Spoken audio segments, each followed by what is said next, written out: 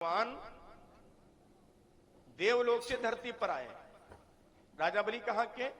दक्षिण भारत में एक स्थान पड़ता है त्रिवेंद्रम, तमिलनाडु में एर्नाकुलम पड़ता है। तो राजा बलि बड़े दानी हैं। बलि महाराज की परीक्षा के लिए भगवान आए। रूप कैसा बनाया? 52 अंगुल का। ध्यान दीजिएगा, 52 अंगुल का मतलब लगभग 2.5-3 फुट का लगभग होगा बस, और ज्यादा इससे होगा नहीं।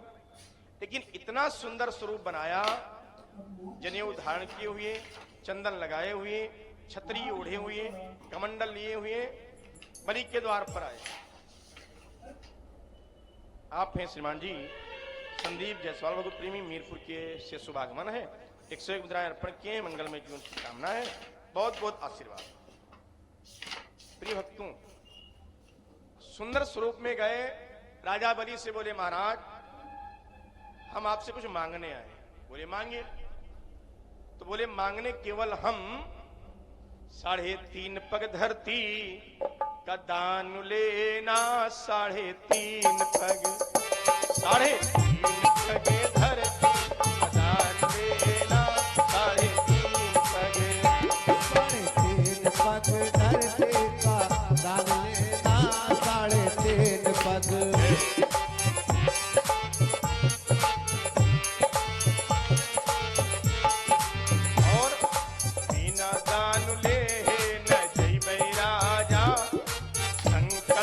करवाए न जइबै राजा। 3.5 पग, 3.5 पग धरती का दान लेना। 3.5 पग।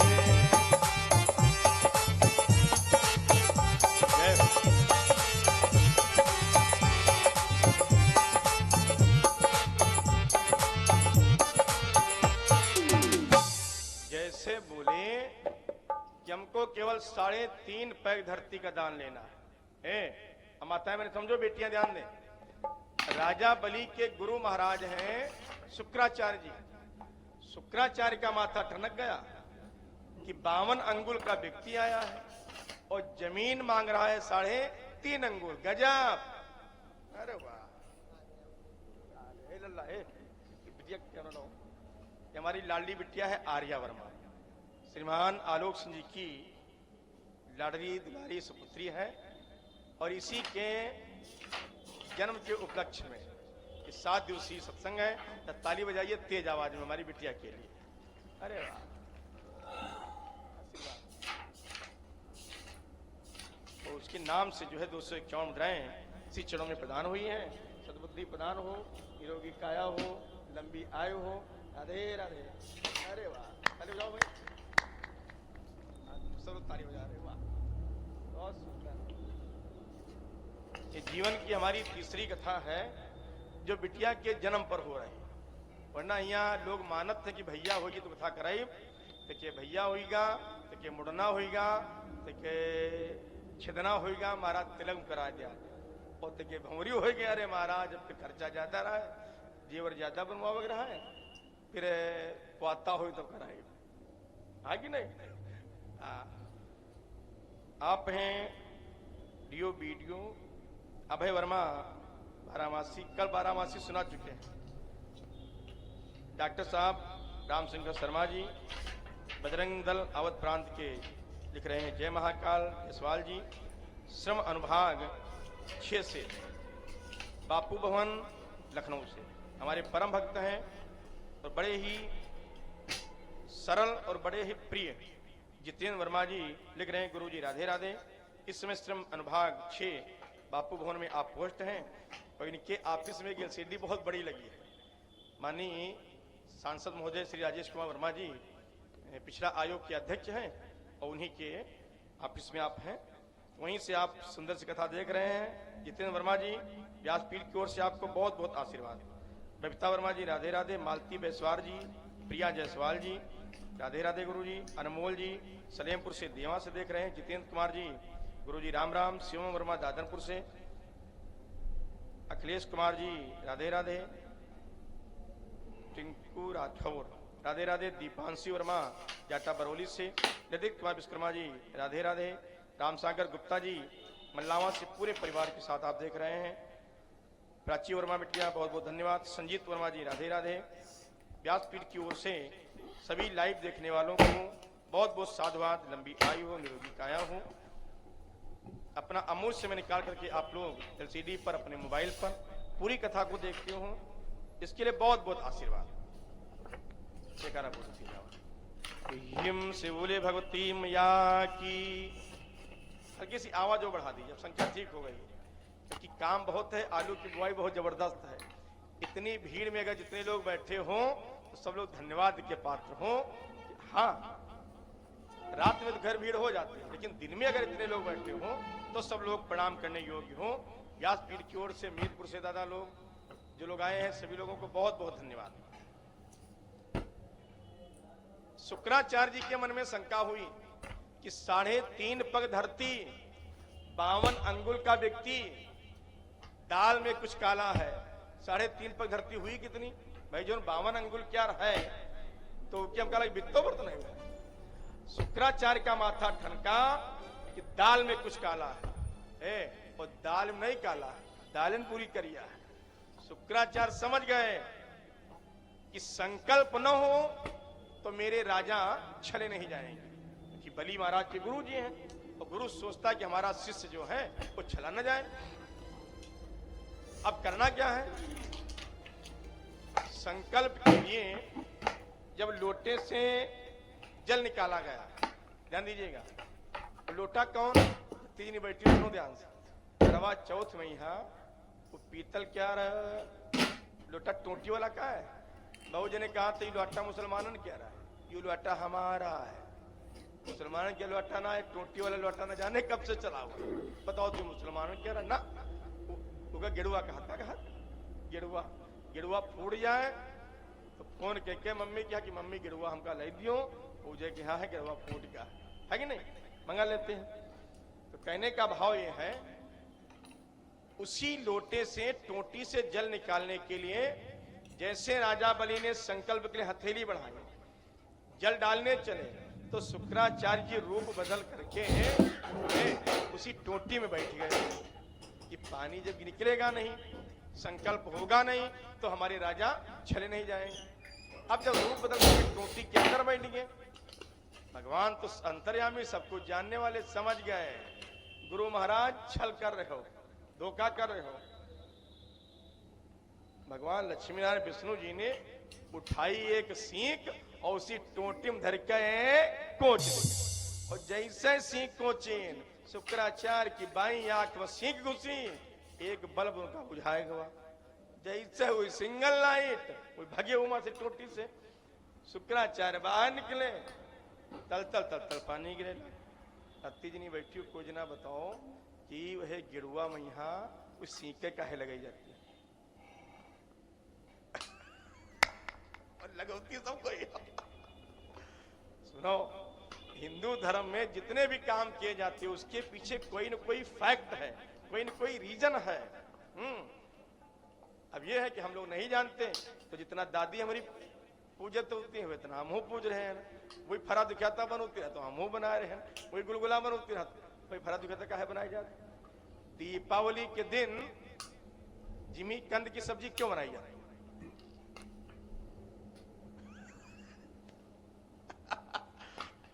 देखिए, ज्यादा नहीं बताएंगे, समय कम है। जिमी कंद एक ऐसी सब्जी है, जिमी कंद एक ऐसी सब्जी है कि पूरे वर्ष में केवल एक बार खा लिया जाए। अब देखिए, साइंस है, उसके पीछे रीजन है। केवल एक बार जिमी कंद की सब्जी, आयुर्वेद कहती है कि एक बार खा लिया जाए तो शरीर में फास्फोरस इतना हमको एक दिन में मिल जाता है प्रधान जी कि पूरे वर्ष हमको फास्फोरस की कमी शरीर में नहीं रहेगी, केवल एक दिन जिमी कंद सब्जी खाई जाए। आजकल के साइंस के लोग अब जान पाए कि मैं फास्फोरस होता हूं कहा जा रहा, और बूढ़ी दादी बूढ़े दादा न जाने कब से जिमी कंद की सब्जी दीपावली के यहाँ बनी जरूर, जिमी कंद सब्जी जरूर, उसको जोड़ दिया कि यह बनाई जात है कि दीपावली में बनाई जाती, होली में नहीं बनाई जाती।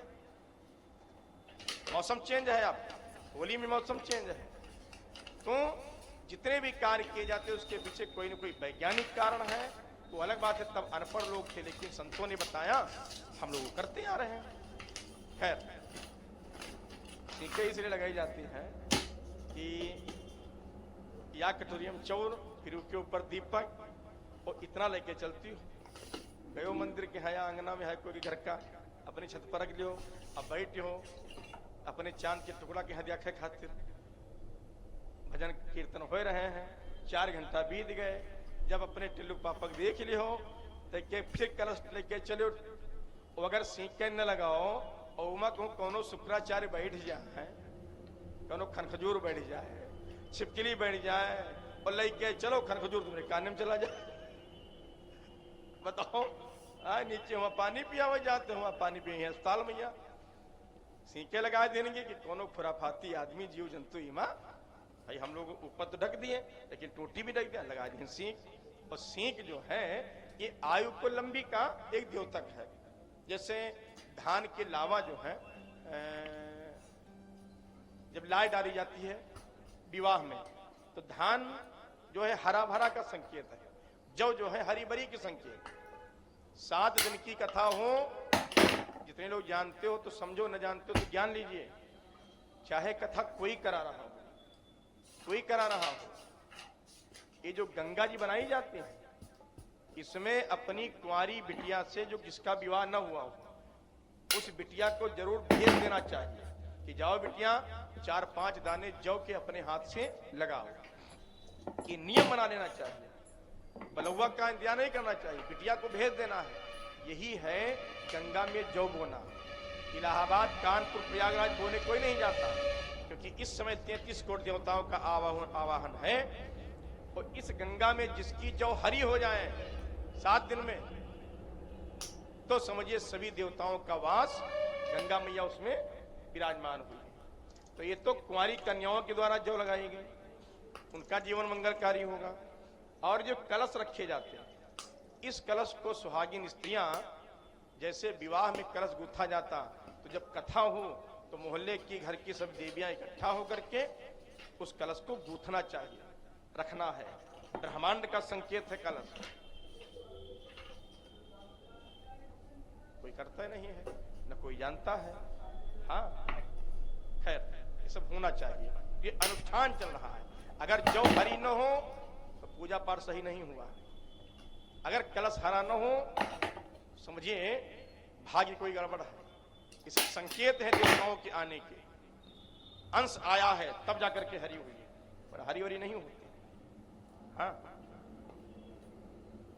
राजा बलि बाहर निकले, जल गिरा, संकल्प हुआ। ध्यान दीजिए, संकल्प होने के पहले एक छोटी सी बात हुई यहां पर। इस कथा को जानते हैं, यहां पर महत्वपूर्ण बात समझिए दादी लोग। शुक्राचार्य, वो राजा बलि की एक छोटी सी बिटिया है, 8 साल की, 12 साल की, उसका नाम है रत्नमाला। वो पड़ोस में खड़ी है। जब प्रभु के स्वरूप को देखा, 52 अंगुल का वामन भगवान, इतने सुंदर, इतने लोने, इतने रूपवान, तो रत्नमाला के मन में आया कि ऐ प्रभु, अब वो जानती नहीं कौन है, वो तो जानती कोई बाबा आया है, लेकिन हाथ जोड़ करके बोली, ऐ प्रभु, ये जो संत की नाई बालक आया है 52 अंगुल में, हमारा जब विवाह हो तो ऐसा ही बालक हमारी गोदी में खेले, ये प्रभु से प्रार्थना है। जितने सुंदर ये आए हैं, इतने ही सुंदर बालक का जन्म मेरी गोदी में हो। किसके सामने कह रही है? भगवान सामने तो खड़े हैं। प्रभु मन ही मन में बोले, एवं मस्त, तुम्हारी इच्छा पूरी हो। इसीलिए कहा गया है कि जाकी रही भावना जैसी और प्रभु देखी मूर्तिन तैसी। मेरे प्रभु हमारे आपके मन की सुनते हैं। उसे लड़की की मन की सुने, प्रभु गोदी में खेलेंगे, लेकिन अभी देखना ये लड़की और बरदाने बात कहेगी, पर पासा पलट जाएगा। समझिए, ये आशीर्वाद दे दिया, बेटा बनूंगा तुम्हारा। अब बात आई, संकल्प किया कि 3.5 पग धरती, पहले पैग में लक्ष्मी नारायण भगवान विष्णु जी ने ब्रह्मलोक को नापा, देवलोक को। अरे जब कृपाल निज चरण बढ़ावा, जब कृपाल निज चरण बढ़ावा, तो पग ब्रह्म लोक लगिया।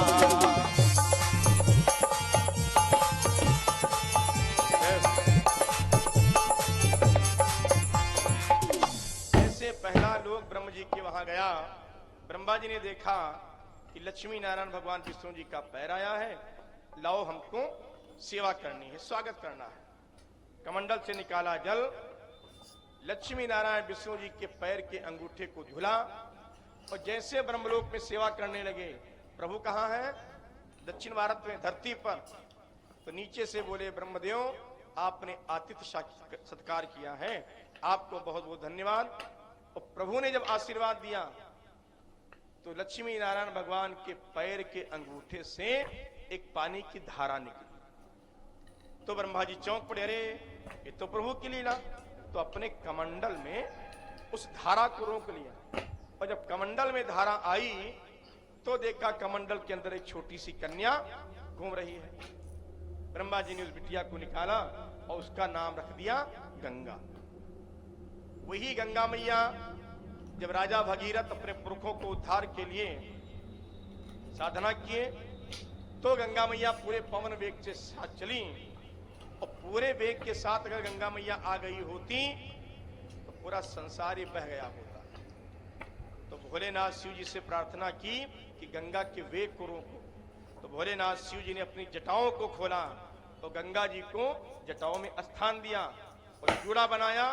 गंगा मैया जटाओं में टहलने लगी, बोली हमको बाहर जाना है, राजा भगीरथ के पुरखों का उद्धार करना है।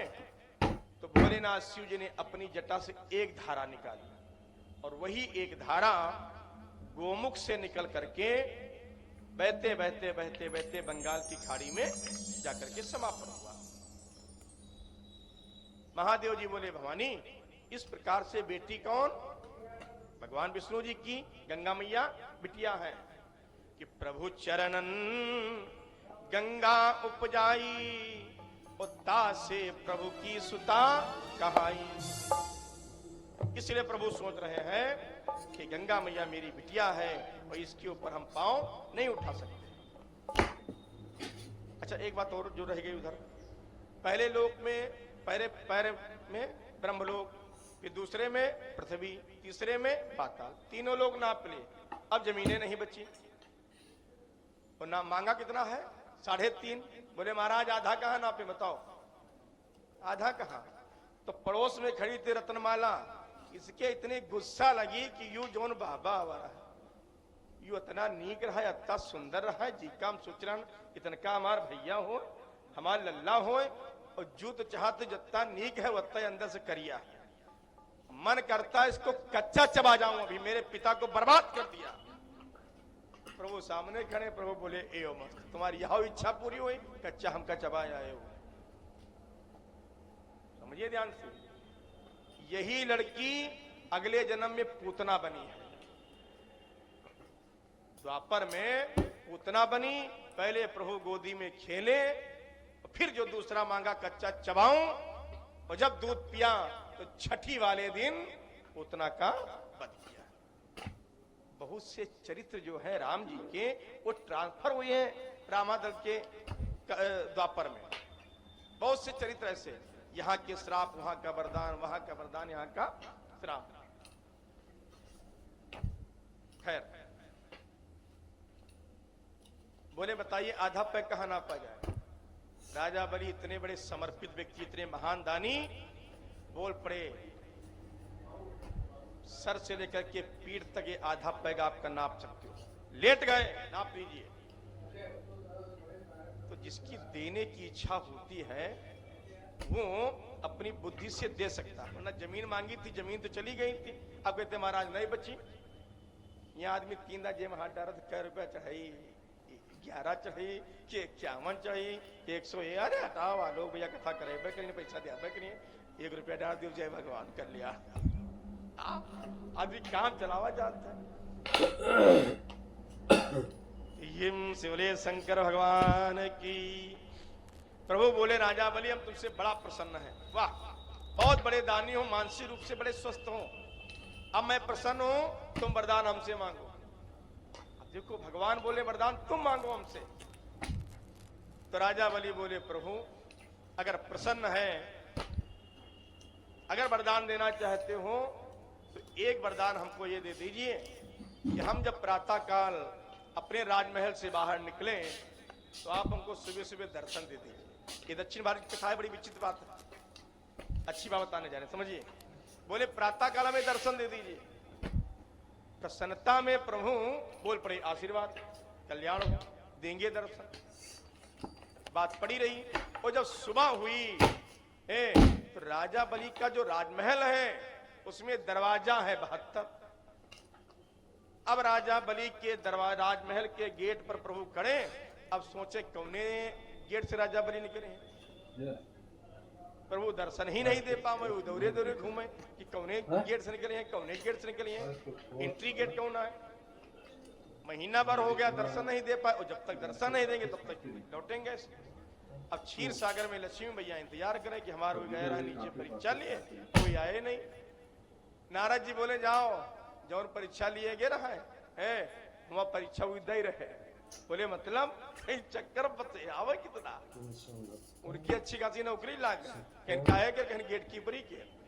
अब लक्ष्मी मैया क्षीर सागर से चली, जब दक्षिण भारत पहुंची तो देखा भगवान विष्णु जी गेट पर खड़े। बोले प्रभु यहाँ क्या है करो, अरे कहने ते दरवाजा है और वरदान दे कि सुबह सुबह दरवाजे दर्शन दिया मैं, न जाने कौन दरवाजे निकल पड़ते जाने नहीं पे। तो बोले प्रभु छुट्टी कब मिली, कहने या 24 घंटे की ड्यूटी है, मां कोई छुट्टी नहीं, या केंद्र सरकार की नौकरी। बोले ये तो बड़ा गजब। तो प्रभु बोले कोई उपाय है, लक्ष्मी मैया बोली। बोले हाँ एक उपाय है, अगर तुम चाहो लक्ष्मी, अगर आप चाहो तो हमारी चिट्ठी मिल सकती है। बोले हम कैसे चाहें।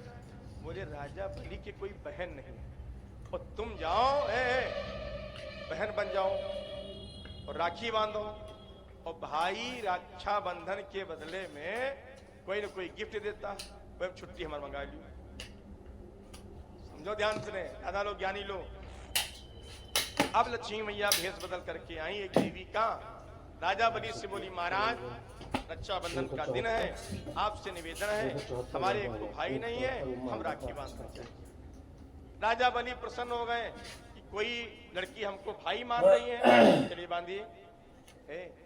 तो जो पंडित लोग रक्षा सूत्र बांधत हैं, तो जो श्लोक पढ़त हैं, उस श्लोक में क्या पढ़ते हैं, कुछ पढ़ते नहीं, केवल राजा बलि की तारीफ है हो रही। एन बद्धो बलि राजा दानवेंद्रो महाबल, एन बद्धो बलि राजा, अय राजा बलि दानवेंद्रो महाबल, तुम्हारे समान धरती पर दानी कोई नहीं है।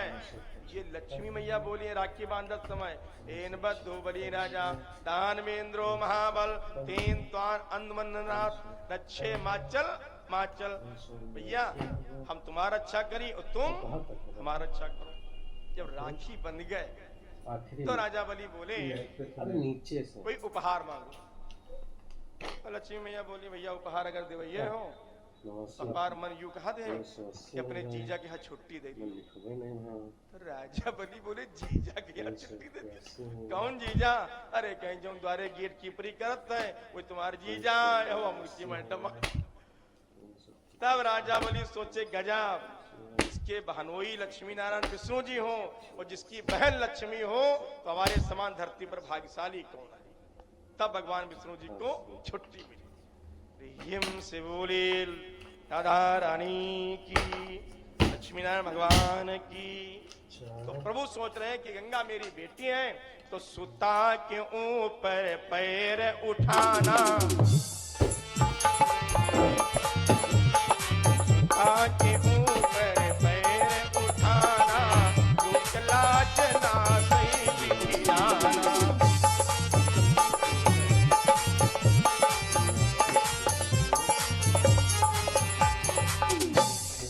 इसलिए नाव मांगी क्योंकि बेटी।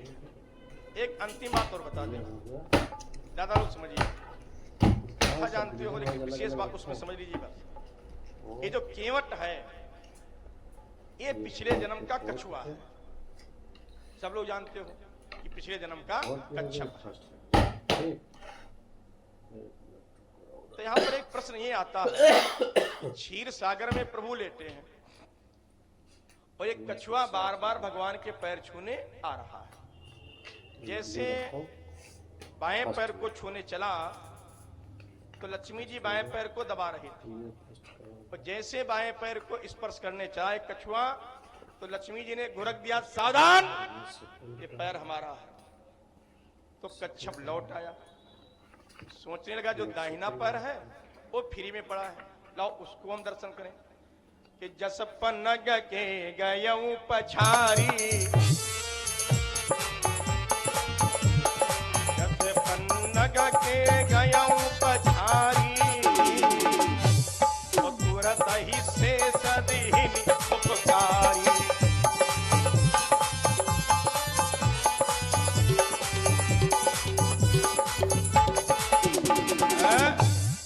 जैसे शेष जी के पीछे से गए तो शेष जी ने पुकार लगाए, सावधान, दाहिना पैर हमारा है। अब कछुआ सिलेंडर पीछे आया, हाथ जोड़ करके आंसू निकाला, प्रभु सामने बैठे हो, दर्शन नहीं हो पा रहे। तो लक्ष्मी नारायण भगवान मंद मंद मुस्कुराए, बोले ऐ कच्छप, पंचमलम साइन अगले जन्म में तुम केवट बनोगे, गंगा नदी के किनारे रहोगे, मेरा वनवास होगा 14 वर्षों का। मैं जब आऊंगा तब तुम हमको अच्छे से पैर धो लेना, अच्छे से दर्शन कर लेना, अपना उद्धार कर लेना। इतनी बात सब लोग जानते हैं। समझने वाला पॉइंट ये है कि उस क्षीर सागर में केवल एक कछुआ था जिसको ज्ञान था कि भगवान है, और उसमें मछलियां नहीं थी, और कछुआ नहीं थी, और जीव जंतु क्षीर सागर में नहीं थे। केवल एक कच्छप अकेला रहा कि ज्यादा भगवान है। ये समझने वाला पॉइंट ध्यान दीजिएगा जी। क्षीर सागर में कछुआ बहुत थे, मछलियां बहुत थी, जीव जंतु बहुत थे, लेकिन केवल इस कच्छप को एक ज्ञान था कि भगवान है, इनके हम पैर छुएंगे हमारा उद्धार हो जाएगा। क्यों ज्ञान था? इसलिए ज्ञान था कि जैसे कछुआ को आशीर्वाद दिया है भगवान विष्णु जी ने, क्या दिया कि अगले जन्म में तुम केवट बनोगे। जब प्रभु श्री राम जी धरती पर आए तो कोई व्यक्ति नहीं जानता है कि ये भगवान है, और केवल केवट जानता है कि भगवान है। केवट बोलई दई दई ताना, चुप्पन ठाड़ी रहू भगवाना, ये नया निपट ले भगवाना, कहे तुम्हारे मरम में जाना, कहे तुम्हारे मरम में जाना। बहुत अच्छे।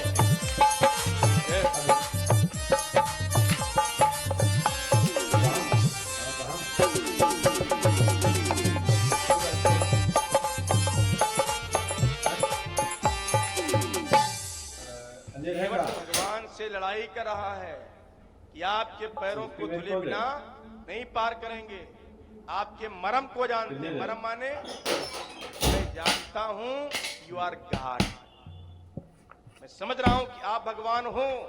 तो भवानी मैया बोली, प्रभु ये बताओ, दशरथ जी पिता हैं, वो नहीं जान पाए मेरा बेटा भगवान।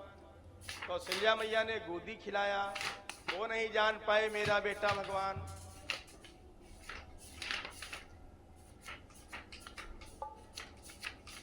दशरथ मरम जान जो पहुते, तो तऊ काहे के बनवास पठौते।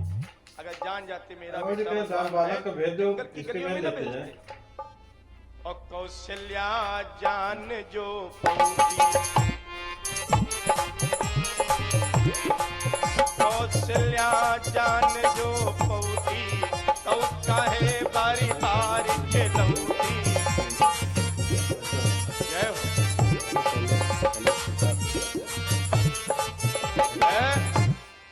अगर कौशल्या मैया जान जाती कि मेरा बेटा भगवान है तो अपने सीने से लगाए रहती, किसी की गोदी में न देती, किसी को खिलाने के लिए बाहर न जाने देती।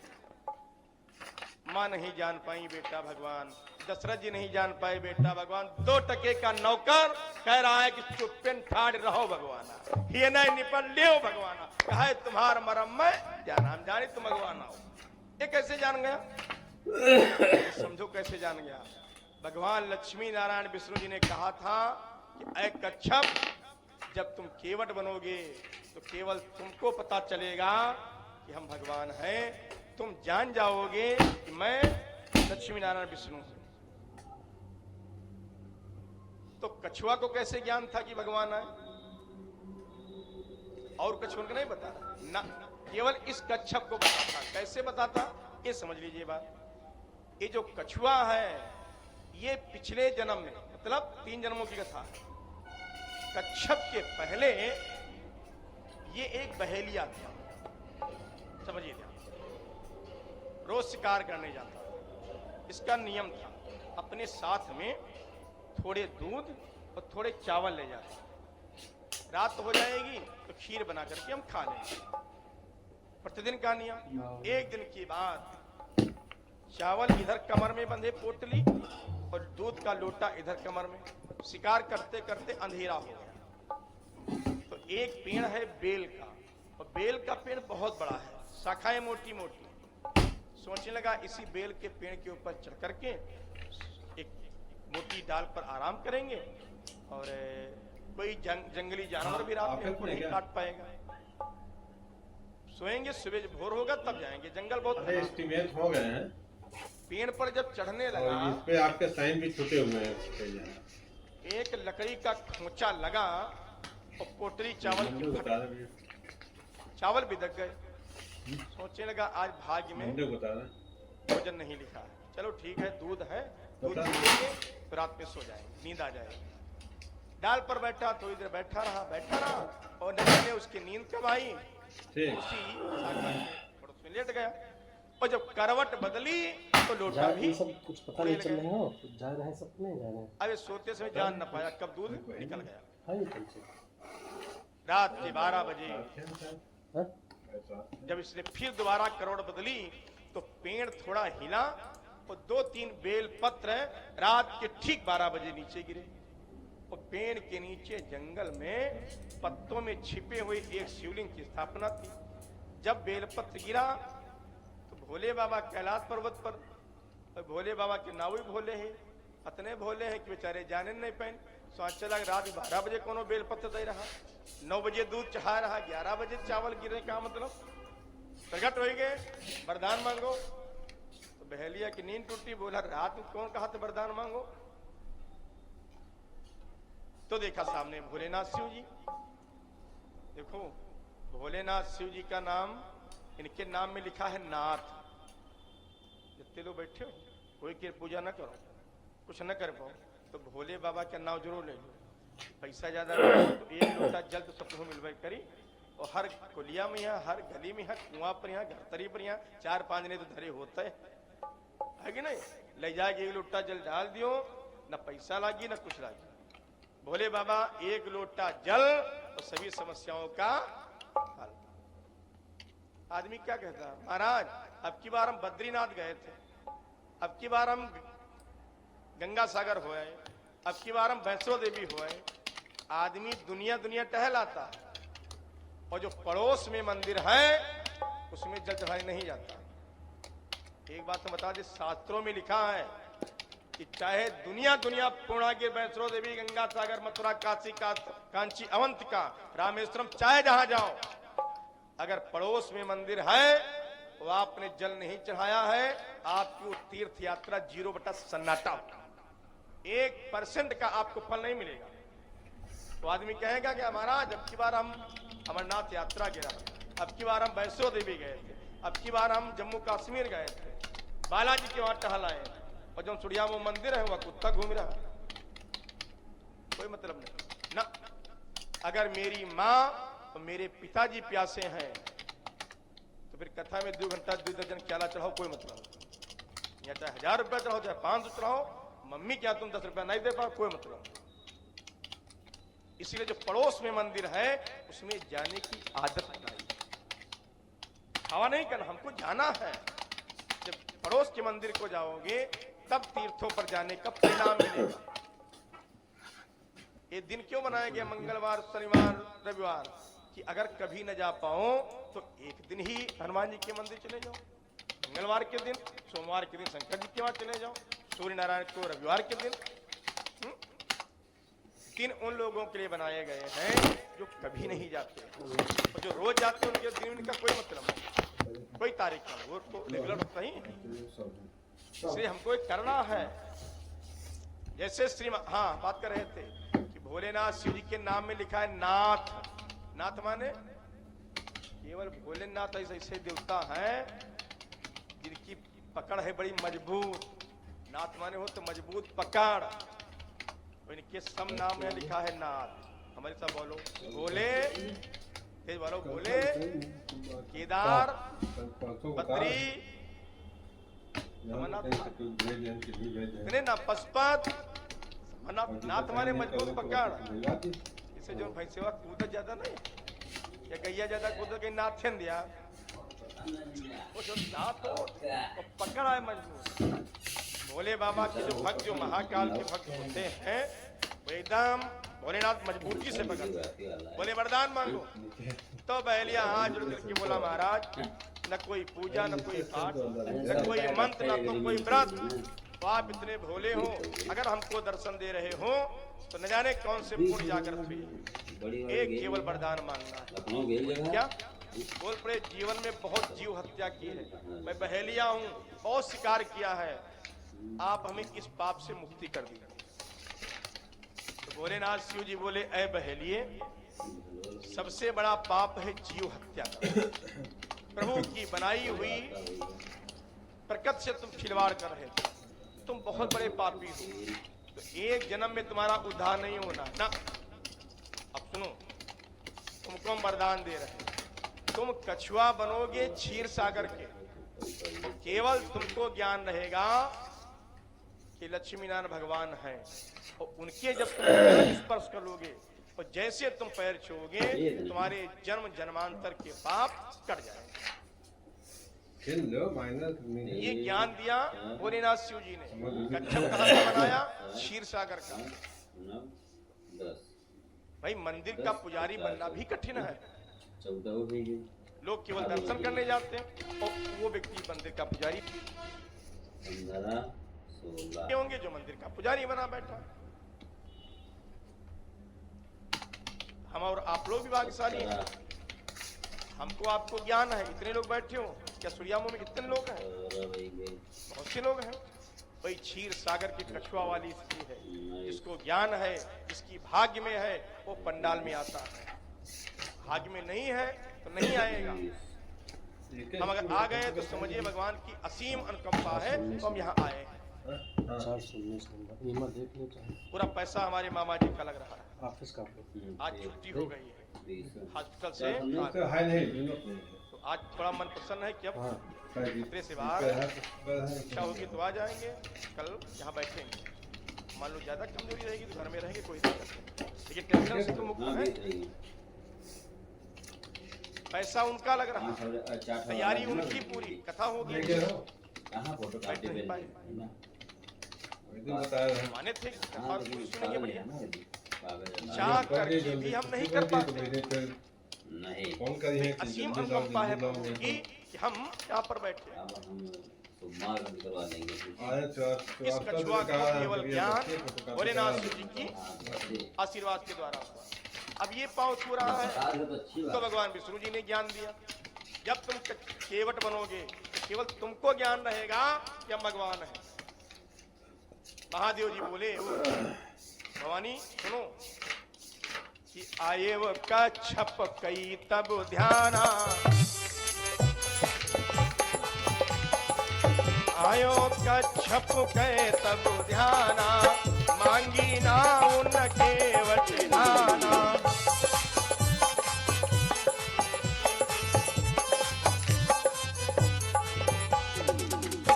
हिम से बोले गंगा मैया की नाव लेकर के आया। प्रभु बोले हमें उस पार जाना है। महादेव जी बोले भवानी ये केवट बार बार कह रहा है, कहा है तुम्हार मर्म में जाना, हियनय निपट लेओ भगवाना, चुप्पेन ठाण ताओ भगवान। क्या बोल रहा? पहली बात, प्रभु आपके चरणों को धुले बिना गंगा पार नहीं करेंगे। बोले क्यों? बोल पड़ा हमने सुना है, दादा लोग अच्छे समझिए, ये प्रसंग जानते हो, इसमें महत्वपूर्ण बातें जो हम निकाल रहे हैं उनको आप विश्लेषण के रूप में समझने का प्रयास करिए।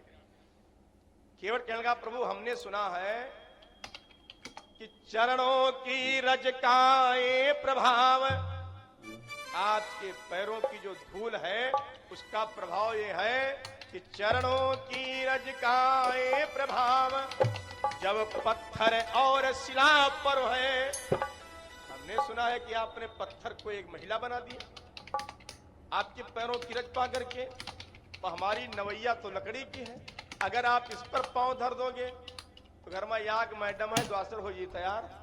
तुम तो बड़े जादूगर हो महाराज, और याग क्या यहाँ खर्चा नहीं उठा पाए। दुई दुई जिन हालांकि अत्याचार ने बैठे क्योंकि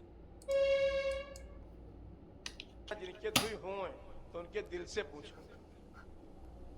याग क्या यहाँ खर्चा नहीं उठ पा रहा, करवा चौथ क्या 2-3 नहीं लाए मिल रही, दुई दुई हुई कालम हुए केवट कालम महाराज।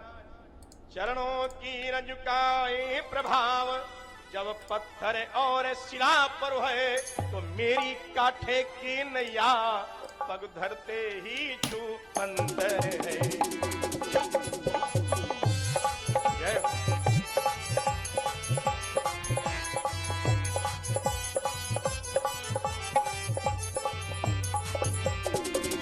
महाराज आपके पैरों को धुलेंगे तब पार। बोले ठीक, लाइए धुल लीजिए। यहाँ पर चौपाई लिखी है कि केवट राम रजायस पावा, पानी कठौता भरी ले जावा। पानी लाया कहां से? गंगा जी से ना, गंगा जी के पानी को जल कहा जाता है, तो स्पष्ट लिखा है पानी लाया। अगर गंगा जी के जल से धुलवा देते तो वही बात, बेटी है बेटी से क्यों पर धुला रहे हो, बताओ बिटिया है, तो साफ साफ लिखा है पानी लाया। पानी लाया दूसरे तालाब से, और लाया है कठौता। दिमाग लगा रहा है कि मान लो कठौती ले चली और कहूं धुआवत में है आग दूर रह जाए, तो अगर जादू हुई बहु कराए तो लड़का बनाए, और कहूं बिटिया बन गए तो जिंदगी भरे मंजूरी चली जाए। होशियार बहुत है, बनबो गए तो लड़का कंप्लीट, अब भाई 1.5 लाख रुपया दहेज मिल गया।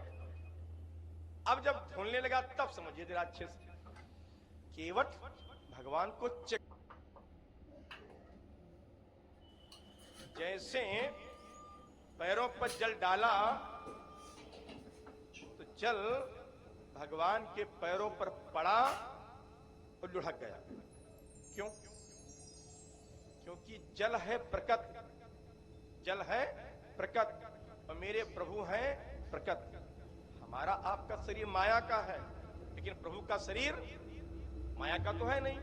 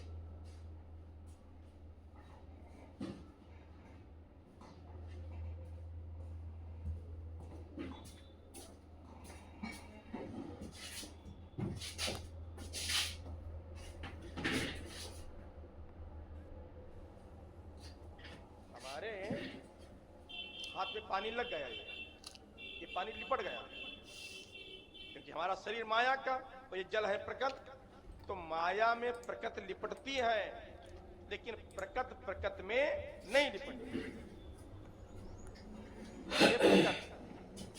ये प्रकृत अब क्या चपटाव चपटी है, ये कौन आए हो? तो प्रकृत प्रकृत में नहीं लिपटती है और माया प्रकृत में लिपटती है। तो भगवान है प्रकृत और जल है प्रकृत, जैसे डाला पानी लुढ़क गया, इनका अंश नहीं लगा। मन आए कि रामचंद्र, रामकुमार, राम नरेश नाय, कि लक्ष्मी नारायण भगवान विष्णु जी आए। और जिसको पता चल जाए भगवान क्लियर, अब वो क्या करेगा? अब इतना मस्ती में धो रहा है, इतना मस्ती में धो रहा है। भगवान बोले प्रभु तनी जल्दी करो, हमारे पांव दर्द कर रहे हैं। कहला प्रभु, ओ प्रभु हाथ हमारे सर पर धरो और टिकाने लगा लियो, 3 जन्म क्या मौका मिला है प्रभु।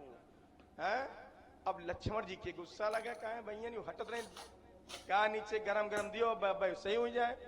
सीतो जी घुर के पता नहीं नौकरो चक्कर में गाये परे हो, चलत नहीं मत हो रही है। केवट बोल पड़ा प्रभु, ये अपने छन्नू बताए दियो, अपनी मैडम जी से बताए, भरत तीर मारे चाहे लखन, आज लखन चाहे तीर मारे, जौन तुम्हारी ठाड़ी है धर्म पत्नी जी कि चाहे आंखें घुरके, चाहे जितना कुछ कहा है, आज ये पांव छोड़ने वाला नहीं है। इन्हें निपट लियो भगवाना, जो पेन ठाड़ रहो भगवाना, और कहा है तुम्हार मरम में जा। केवट के बहन और प्रेम लपेटे अटपटे और बिहसे, बिहसे माने मुस्कुराए भगवान। दोनों जन तब देख के आए लक्ष्मण, अरे जानकी, वो वक्त दूसरा था, ये वक्त दूसरा है, वो साल दूसरा था, इस साल दूसरा। वहां एक कछुआ था, आप शेष जी थे, आप लक्ष्मी जी थी। बिहसे भगवान मुस्कुराए, बिहसे करुणा ऐन और चित्ते जानकी लखन तन। रहो चुप्पे, स्टाइल में जो कल वाली आज की डेट में भेजा बढ़िया पैरों को धुला, समझिए ध्यान से। और पैरों को धुलने के बाद आज वाली भेजना है, लेकिन अब अपने पितरों का उद्धार किया, अपने घर में जल छिड़का, पूरा कल्याण किया, 7 पीढ़ियों का उद्धार किया। और फिर कहने लगा प्रभु आप जा, गंगा उंगा पार न कर भाई, हम अपन काम कर चुके, अब जाओ। तो भगवान बोले मतलब मिट्टी बना रहे हो, पैर धुलायो, इतना जहां लगा, अब बताओ तो गंगा पार न कर भाई। कहला प्रभु गंगा पार क्या करी, आप राजा आदमी, हम गरीब आदमी, अरे आप ये पिताजी का हम सुने हैं वो चक्रवर्ती सम्राट है, मतलब बोल पड़ा मतलब ये महाराज कि आपको हम पार कर देंगे, आप तो चले जाओगे, लेकिन आपके पिताजी से हमारी दुश्मनी हो जाएगी। बोले क्यों, ऐसी दुश्मनी? केवट कहने लगा प्रभु जो सुनी है दशरथ बरधारी, कि केवट ने दियो पार उतारी। अरे आपके पिताजी जब जानेंगे कि गंगा को केवट ने पार किया है, तो आपके पिताजी हमसे दुश्मनी बांधेंगे और कहेंगे कि जो केवट न पार लगौते, बहुत अच्छे, जो केवट न पार लगौते, शायद राम लौटी घर औते। जो केवट पार लगाए थे, शायद राम लौटे घर आउते। ना चाहूं यहाँ पैर बढ़ाना, आपके पिताजी से दुश्मनी हम नहीं कर पाएंगे, आप तो चले जाओगे। ना चाहूं यहाँ पैर बढ़ाना, कहे तुम्हारे मरम में जाना।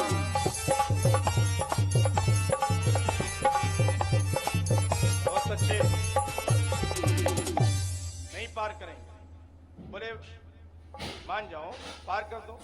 अच्छा रुको रुको गुरु जी, वो प्रभु एक बात कहें, पार कर देंगे, एक बात का फैसला यही कर दो। बोले कौन? कि हमारे घाट नाथ जो आवे, सहज उतरी सो पार आवे। हमारे गंगा किनारे जो आता है चवन्नी अठन्नी देख के पार हो जाता है। महाराज तुमको आज हम पार कर दी ना, और तुम्हारे घाट नाथ जब अइबे,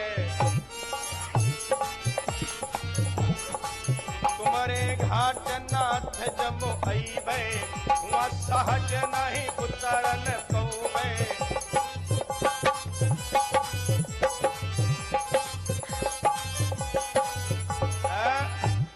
अब मरम की बात बता रहा है कि यहाँ पर चवन्नी अठन्नी देकर के आपको पार कर देंगे।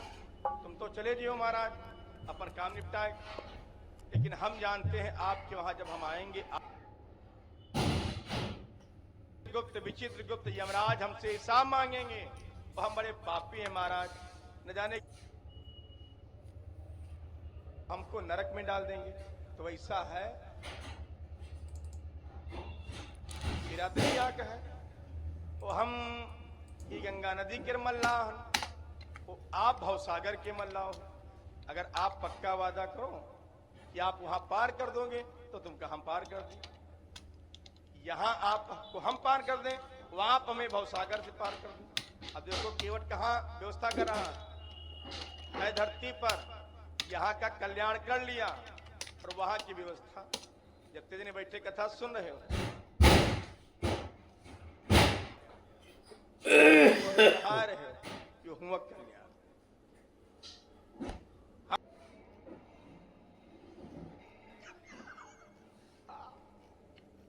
अब बहुत जगह कहते महाराज अपनी तरकीब, हम अपनी खातिर नहीं गए तो चाहो, हमारा सब तय है मामला, हम ये इतने तय कर लिए थे, कहा फायदा हुआ, पता नहीं कोई चढ़ावे न चढ़ावे, तो इनका मंजूरी घर से दिया हम पहले फिर कह लिए थे। लेकिन शिक्षा ज्यादा ही रहे हैं कि अगर चढ़ा दिया हो तो मान लो अगला आदमी जब कोई कथा करे तो हाँ सोचे कि हाँ महाराज को तुम पैसा आवत है तो हम कथा कराए ली, तो एक मनोबल बढ़ जाये, तो हमारो काम हो जी, तुम्हार खाली 100 रुपया जी है, वो अत्ते दिन मिलके दे दिया, यहाँ 3000 हो जी है नहीं? तो केवट कहने का ये ना निपट लियो भगवाना, और कहा है तुम्हारा मरम में जाना। प्रभु बोले चलो पक्का भवसागर पार करेंगे, अब तो पार करो। बोला बैठो महाराज, बैठो। और जैसे नवैया पर बैठाया और इतनी स्पीड में सन 70 80 90 100 राफ्टा जाए नवैया हाँ किस, तो प्रभु बोले केवट थोड़ी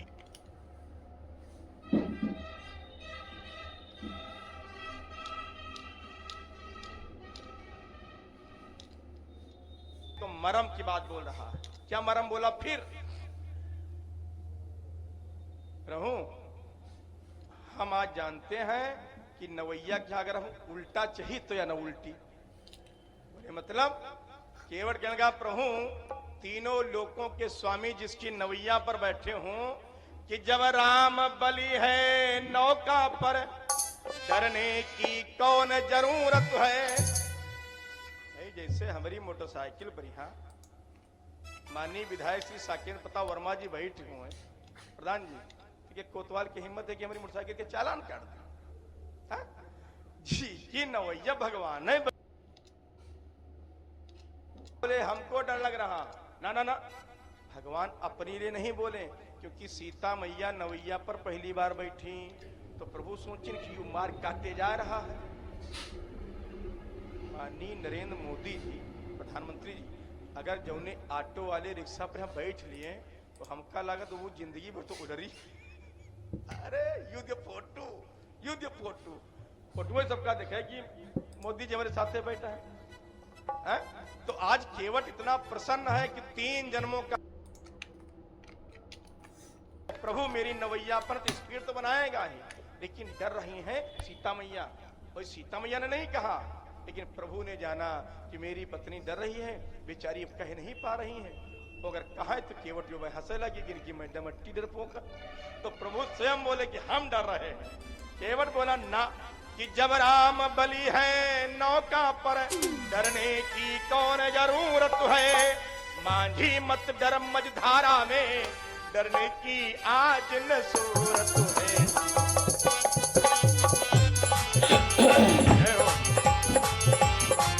मांझी मत डर मझधारा में, डरने की आज न सूरत है।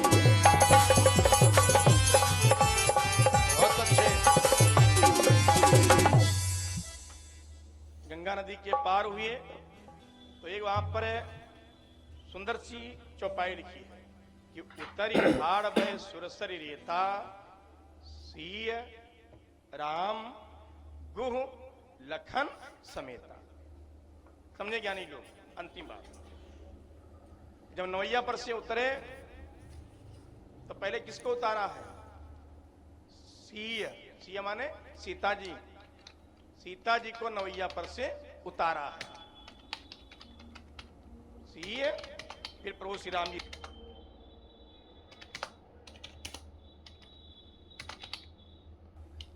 सीता जी को क्यों उतारा?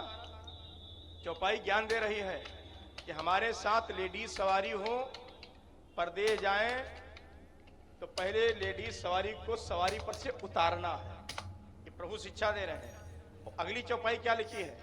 जब अयोध्या से चले तो प्रथम सुमंत्र बने ही जब आए, तब सीता रथ पर ले आए और सियई चढ़ाई चढ़ो रघु राई।